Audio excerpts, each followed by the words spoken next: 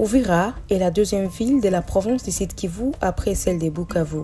Située sur la rive du lac Tanganyika, cette ville proche de Bujumbura au Burundi connaît des problèmes de sécurité liés à sa situation géographique et à la situation des guerres qu'elle a connues comme identifiées dans le plan d'action de sécurité de celle-ci. Le premier problème, c'est l'activisme des groupes armés nationaux et étrangers. Deuxième problème, recrudescence du banditisme. Et laissez-moi de vous expliquer un peu. Dans la recrudescence du banditisme, là il y a des cas de tueries qui sont enregistrés en grande échelle dans la ville d'Uvira. Il y a des meurtres, il y a des assassinats ciblés, mais aussi il y a la justice populaire, ainsi de suite. Nous avons en troisième lieu les violences basées sur les genres. En quatrième lieu, nous avons vu les catastrophes naturelles. Et dans les catastrophes naturelles, il y a les inondations, mais aussi les glissements de terre. Le cinquième problème, ce sont des tracasseries diverses qui sont causées par les groupes armés, mais aussi par certains animateurs des services de sécurité et de la justice. En sixième lieu, il y a les tapages nocturnes. En septième lieu, et avant-dernier problème, ce sont les accidents de circulation routière dans la ville d'Uvira. Et enfin, il y a les problèmes sociaux, dont le conflit foncier. Connaissant la circulation incontrôlée d'armes, Uvira connaît chaque fois des assassinats ciblés comme situation qui donne à la population la peur au ventre presque chaque soirée. Vraiment, il y a un problème sécuritaire qui fait souffrir la population ici à Uvira. C'est notamment le problème des tueries.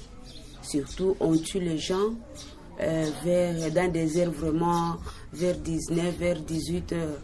Et ça donne vraiment un problème psychologique à la population d'Uvira. Parce que la population commence à avoir peur. Et se demande, aujourd'hui c'est elle, demain ça sera moi. Donc vous comprenez que la population vit dans l'angoisse et vraiment dans la peur totale. Pour mettre fin à cette situation, les membres des communautés de cette ville portuaire cherchent une collaboration entre eux et les autorités, en plus de demander aux jeunes de se désolidariser des groupes de malfaiteurs. Nous sensibilisons les tranches de population à vouloir collaborer avec les autorités pour chercher les pistes de solution à ces problèmes d'assassinat ciblés, spécialement les leaders communautaires, afin qu'ils collaborent avec les autorités pour qu'ils identifient ensemble les circuits par lesquels les armes sont en train d'être utilisées.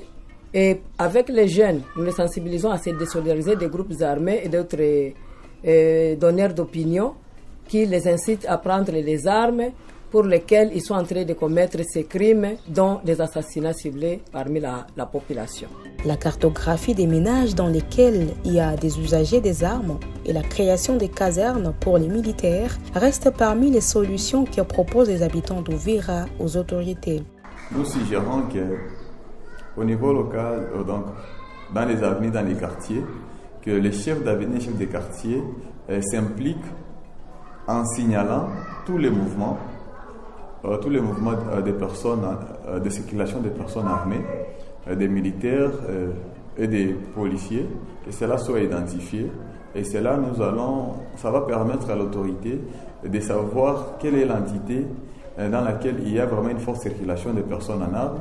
Au niveau national, qu'il y ait une forte implication pour que les militaires et les policiers soient logés dans leur caserne.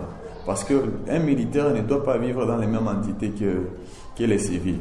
Ensemble pour la sécurité et la paix à l'est de la RDC, Espérancible est ce programme qui fait que les autorités se rapprochent des membres de la communauté pour dresser le plan d'action sécuritaire.